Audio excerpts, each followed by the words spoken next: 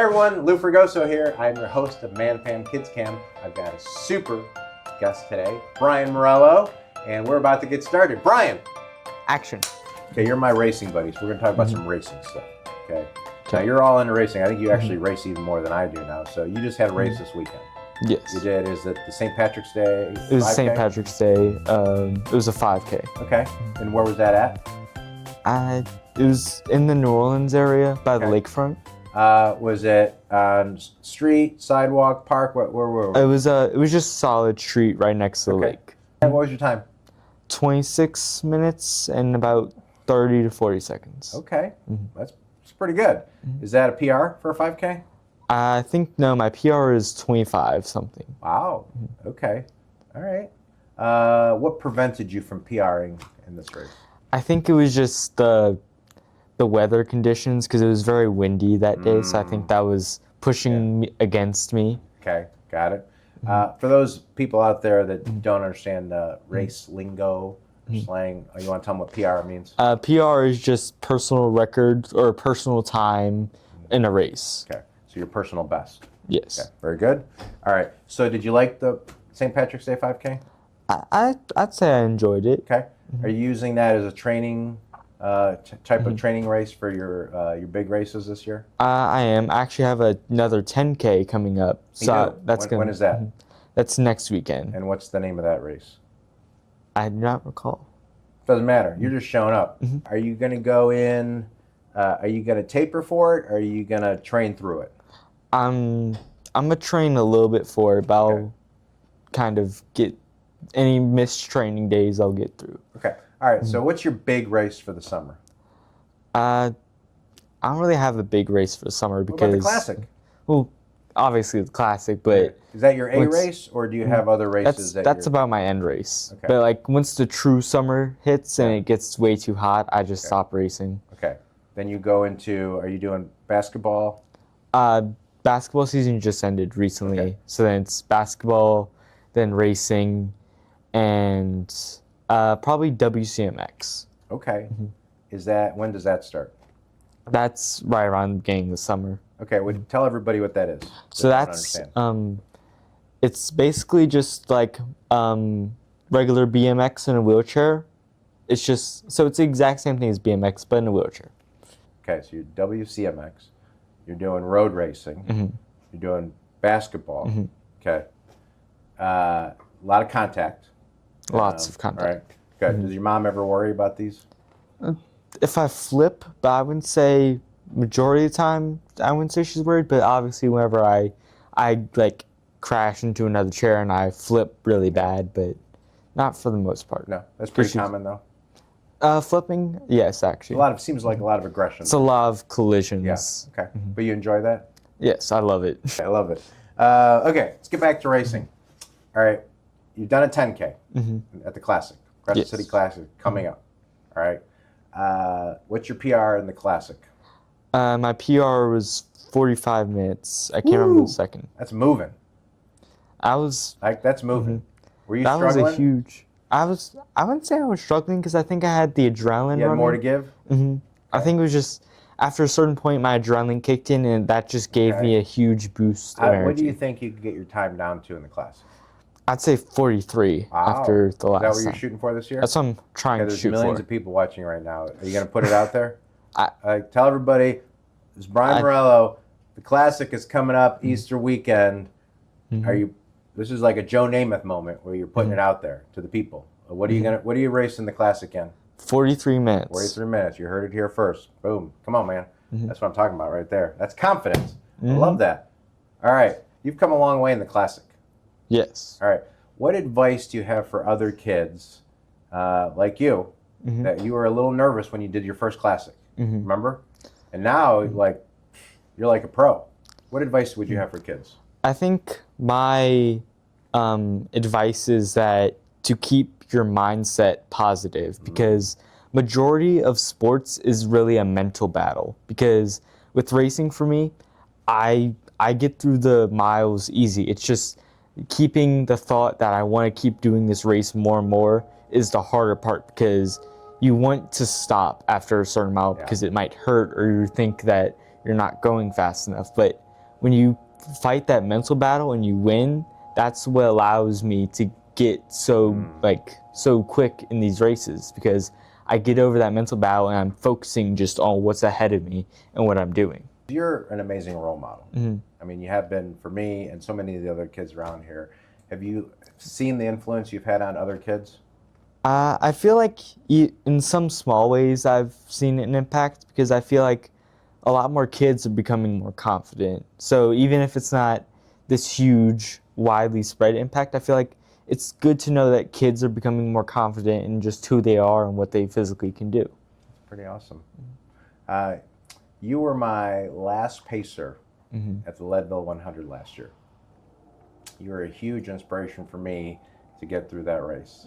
Because in my head, I kept thinking, Brian Marelo don't quit.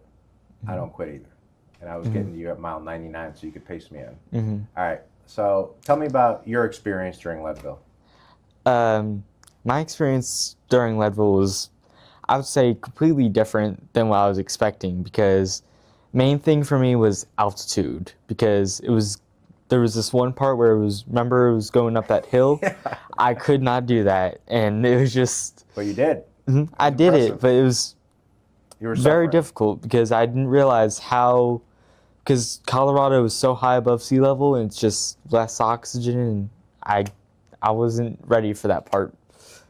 Well, you were amazing. And Thank I you. still remember you were struggling and suffering, but you were still focused on pacing me through that. I was. Through the finish. Because in that moment, my whole goal was just to make sure you get to the finish line, and I kept making sure that I did that. We did that. You represented our kids so well. Thank you. Thank you for being there. That's awesome. All right, what questions do you have for me? What do you want to ask me? I have some pretty good questions, I'd say. Okay. You and Mom must have practiced. What's your routine for a race? How would you start or get prepared for a race? Well, it's a great question. So, for example, let's talk about Leadville. Or I've got races this year. Leadville, that was a year-long commitment. So I think the thing that I always tell people is it's not just about the day of the race. It's about the journey well before then. Your success on that day is determined long before that day, and your level of commitment and discipline every day. And I think so in preparation throughout the entire year for that specific day. When you get to race day, it's like race day is the victory lap for all of the effort and discipline and commitment you've put in throughout the whole year. So thinking of it that way, that it is truly about this process and this journey and this level of commitment every single day. And every day you have a choice. You have a choice between excellence and a choice between complacency. You have to make the right decision every day, so when you get to race day, you're in a position to be successful. You're not guaranteed success, you're just in a position to be successful. That's a great response to that question, actually. Thank you. All right, you're a great reporter. Keep going. So I know you kind of have a strict diet due to doing your races. I was also wondering if you had a guilty pleasure. Pizza. Yeah. I'd say it's a good guilty pleasure. I do love pizza. Jill and I will Friday nights sometimes go to Theo's and get a pizza and a beer. I love Theo's pizza. That's kind of guilty pleasure. It's good. What about you? What's yours? I'd say mine has to be pizza too, because it's still technically healthy because it's carb loading. Is it really though? I say it's healthy for races. Okay. It's good for races because it's carbs. All right. It's beneficial to carbs, so I say it's somewhat healthy. Yeah, all right. I'm with you. We're still going to call it a guilty pleasure though. Because it's not bad if I burn out the carbs. No. So you work out. It balances out. Who's your favorite just employee? Miss Leola. Miss Leola Rowland. She's been here 54 years. She started here in 1972. and she's dedicated her entire life to this hospital. She's the only employee that was here when it was originally Crippled Children's Hospital, and then Children's Hospital, and now Manning Family Children's. And you know, I have a deep love for our long tenured employees because they've committed so much of their lives to this place. I think we need to honor that. And she's got a great attitude. And every time I walk in this hospital, she goes, "Hey, baby, how you doing?" I go, "Hey, Miss Leola, how you doing?" And she just greets people, and she is so authentically New Orleans. And I just love that she's committed so much of her life to this place. That's amazing. Yeah. So it just, she's got a special place in my heart. Sounds like it. It's fantastic, man. So what you've really been able to do is establish a mindset of discipline and commitment to keep pushing forward. And do you remember when that first happened for you? Like, what was that moment where you're just like, you know what, like I was able to push past that boundary? You remember that? I mean, are you talking about like just in general in sports? Yeah. Because now you just keep pushing your boundaries even farther. Every time I see you, you've done another race. You're thinking about doing a longer distance. You're doing 7 miles around your block.